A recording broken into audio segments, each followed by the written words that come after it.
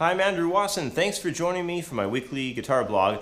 Now, what we do on the guitar blog here is we answer questions that don't make it to the official YouTube Creative Guitar Studio channel. And what we're going to do this time around is start off with a question from Alan out in Vancouver, Canada. Alan wrote in saying here, can you talk about your personal warm-up? I'd like to hear what you do as a warm-up. Thanks for making YouTube videos. They're fantastic. Well, thanks for the kind words. My warm-up is pretty straightforward. I don't spend a heck of a lot of time on it.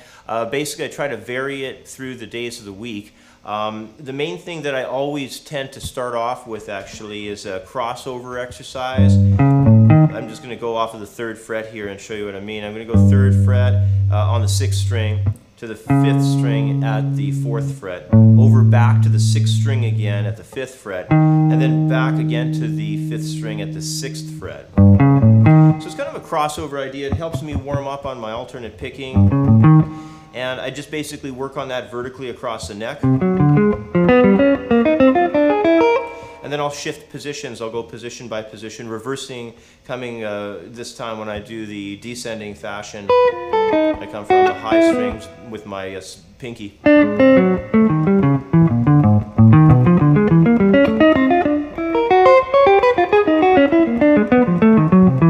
What I'm trying to do is I'm trying to eliminate missed notes, clipped out notes, flubbed pitches. And I normally wouldn't start this fast. Actually, I usually will always use a metronome. Well, for this type of thing, I will always use a metronome to be specific. And I'll put it on usually around 92 or so and go through quarter notes a little bit, not a lot across the neck.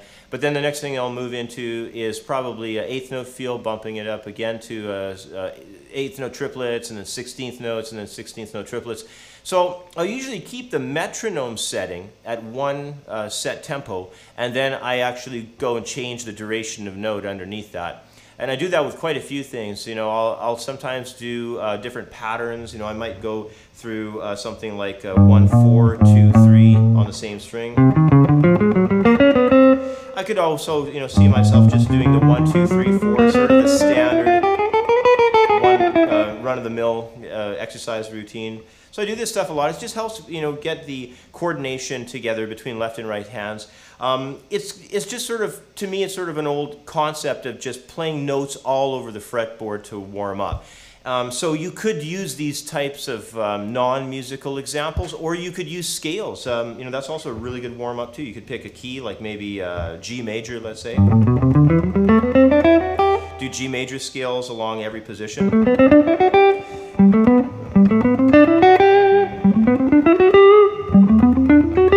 a bunch of positions of scales, you know, do the whole thing, ascending and descending. But you could also do arpeggios, or you could do pentatonics. I mean, what I usually recommend to people is create an exercise list of scales, arpeggios, pentatonic ideas, and also non-musical studies, and try to run through different ones on a cycle. And I usually tell people to make their cycle of days at least 4 or 5 days. I always use a 5-day cycle, and that's basically my warm-up. And I don't do it for very long. I'll do it for maybe about 10 minutes tops, and then I move on to other stuff. So let's go to the next question. So this one's coming to us from Karen out in London, England. And Karen wrote in saying, would you do a quick discussion about capos? When I use mine, the notes are always really buzzy on the open strings. Also, what is a good capo, or what do you use? It could be that I have too cheap of a capo. Well, Karen, the capo that I tend to use around the studio here is the Jim Dunlop capo.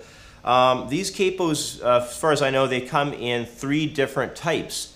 You can get the capo style that's for electric guitar, there's a style for acoustic, and then there's a style for the classical. Basically, just the coverage area of the guitar strings is larger per guitar.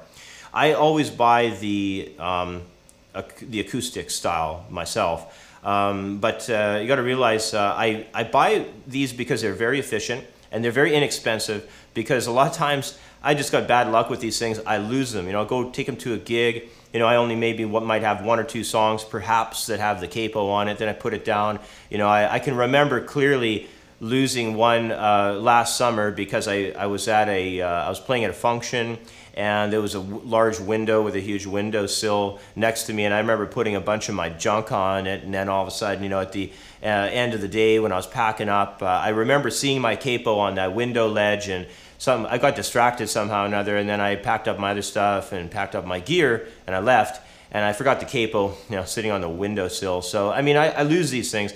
So I'm not going to go and spend $35 or $40 or $50 on a capo, get some, you know, super ultra deluxe capo, just to go and lose it, you know, or have it fall out of one of my gig bags when I'm on out on a gig or something.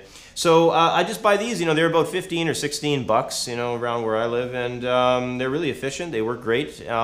Getting to part of your question though about you having buzzing, it definitely could be that you have too cheap of a capo. I know there's some of those super low-cost capos out there that are like $5 or $7. I've seen them. Sometimes they're sitting, you know, next to the guitar picks or something. I would recommend, don't even waste your money on those. They don't clamp down very well, or they'll give you buzzing strings. The only other thing I could think of perhaps why you might be getting buzzing is because perhaps the capo is too far away from the upcoming fret wire. You've got to, you know, this is not good, and then if you move it closer up here, that would be good. I don't know if I could get the strings to buzz if I moved it too far back there. Oh yeah. Yeah, it sounds terrible. I'll move it a bit closer. Yeah, see, that's actually working. But I would never leave it that far away from the fret wire. I'd bring it up, you know, so that it's maybe about 1/8 of an inch from the fret wire there, and then it's going to sound really, really good.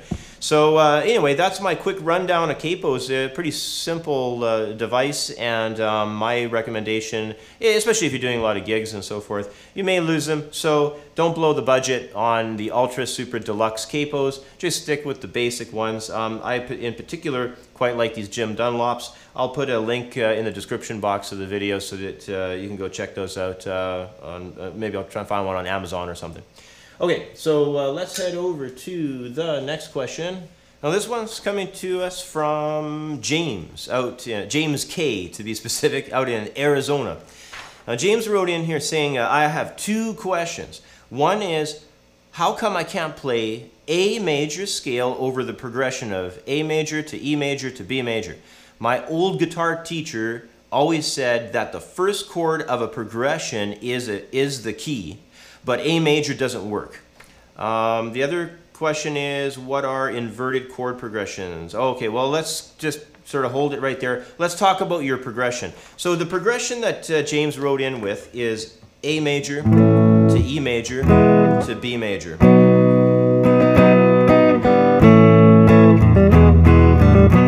Okay, that's kind of a nice progression. Sounds like sort of a classic rock progression, I guess, you know, something from the 70s. Now, I think it's interesting that you say that your old guitar teacher always said that the first chord of a progression is the key. Maybe he didn't really mean that in a 100% always fashion. I think, you know, he was saying maybe he should have said to you 60 or 70% of the time, yeah, you know, the first chord is going to be the key. But in this case, this progression is a little bit different. Actually, the key overall, I guess if you're going to look at a major key center for this, it would really be E major. The A chord would basically be the 4 chord, and the B chord would be the 5 chord. But you can definitely tell that the thing points to that B major. So it starts basically, you know, kind of pointing at the idea that B major is the key. However, you won't have much success playing B major scale on that. You know, the B major pentatonic would be okay, because what this is really going to point more towards structurally is a mode. So we're dealing kind of a little bit more here with B mixolydian. Now, if you're not familiar with mixolydian, it's the 5th step of a major scale. So remember, I had said a moment ago that this was really kind of more like an E major situation. Now, if you think about it, if you count from E up a 5th, E, F, G, A, B, B is the 5, and mixolydian is the 5th mode. So you start to see the correlation there. One thing I want to bring up, though, about this idea of how to find key center, a lot of times, you know, let's say perhaps, you know, if it's not the 50 or 60% of the time where you do have the very first chord of the progression being the key, The other point to watch out for is a lot of times many progressions will resolve into the key center. So now if we had this as a charted out type of scenario, if it was in a real book or something, it would probably be showing this as basically B major. However, of course, all of the A notes would be marked in the piece as natural, which would give us it would sort of quantize everything over to the sounds of B mixolydian. So let me just play you B mixolydian for a second.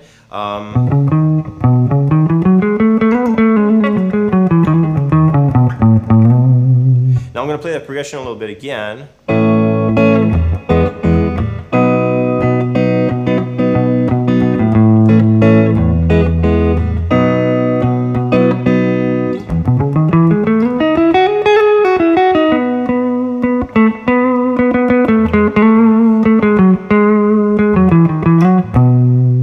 So you can hear the sounds of B mixolydian just work great on that progression. So I guess that's something to think about. It's like, watch how both progressions start, and get a sort of a decent enough ear going for yourself, so you can also kind of hear how progressions resolve and of course end, because many times progressions will actually end to the key center. Now, if you weren't great at modes, like some of the first things that people get good at are of course pentatonics. So B major pentatonic would also work very well on this progression.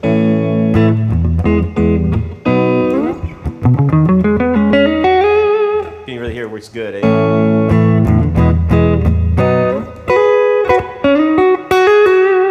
Okay, now let's head over to the second part of James' question here.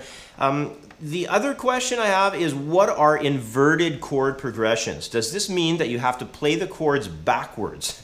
Like in my example, would you go B major, A major, E major? Is this inverting, or is inverting something else? No, James, actually, just to clear things up for you, inverting is when you take a tone other than the root of a chord and you basically place that other tone in the bass. Let's say, for instance, if we took an E major chord, and in that E major chord I have the notes of E and G sharp, and I also have a B in that chord. So if I took perhaps the G sharp note and I took that note, made it a bass tone, and then played the other notes of E and B over top of it, I would have an inverted E major. So now what the scenario is bringing about is the E itself, the root of the chord, is no longer in the bass as the lowest pitch. I've transferred over to the bass the G sharp, which is the major third of the chord, and now I have what would be termed of as the third in the bass, also known in chord inversion process as first inversion. When you put the third in the bass, it's first inversion. If you take the fifth and put it in the bass, like for instance, if I was just to take that standard E major, but instead of strumming from my sixth string, if I just strummed from the fifth string, that would be a fifth in the bass, and that's called second inversion. If you had a seventh quality chord like an E major 7, you could take the seventh note and put that in the bass, which would be D sharp, and then you'd have what would be called third inversion. So that's the inversion process idea. Like for instance, the progression that you wrote in with James, that A, E, B, you could try and figure out some inversion idea process with that. What happens with the process, though, you have to keep in mind, is when you begin the inversion process, you start getting very different sounds out of the bass. And that's basically the purpose of it, is you want to have different connections in the bass line. A lot of times in a lot of the theory books, what they'll say about chord inversion process is that it creates a smooth and connected voice leading line in the bass. But, smooth and connected is, of course, kind of subjective, because it depends on, what one person as opposed to another person thinks is smooth and connected. But anyway, you got to just work them out and mess around with that a little bit. Take some chords and spell them out differently and create some inversion process ideas. And I'm sure you'll come up with some pretty cool ideas. So anyway, that's about all the time I have for today. I'm off to another gig tonight, so I guess I will be catching up with you next week. Just want to say again, thanks for watching and for sending in all the great questions. I should also say thanks for the donations. Really appreciate that. And of course, all the fantastic support of my main lessons channel on YouTube, the Creative Guitar Studio YouTube channel. As of today, I have 228 lessons there to help you out with your practice of the guitar. So there you go. Appreciate all your feedback as well. So anyway, until next time, take care, and we'll catch up with you again on my next video blog. I'm just going to play that progression that James wrote in about